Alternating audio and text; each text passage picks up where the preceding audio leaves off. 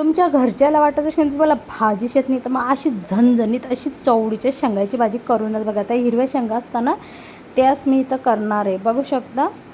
तर आपण सोलून घेतलेलं आहे. आता आपल्याला एक वाटण लागणार आहे, शेंगदाणे, मिरची, धने, कांदा याचं वाटण लागणार आहे. याचं वाटण करून घ्यायचं आहे.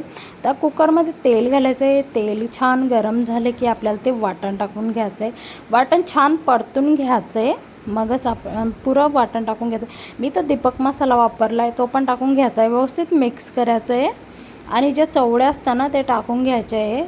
तर आपले टाकून घेतलेले आहे चवीचे जे शेंगा असते ते. चवीनुसार मीठ घालायचं आहे, कोथिंबीर घालायची, 3 शिट्ट्या करून घ्यायच्या आहे. बघू शकता अशी मऊसूत आपले चवळीच्या शेंगाची भाजी तयार झालेली आहे. आणि बघू शकता, आणि एका प्लेटमध्ये काढून घ्यायची आहे आणि कोथिंबीर टाकायची आहे. तुम्हाला आजची रेसिपी कशी वाटली सबस्क्राईब करायला विसरू नका.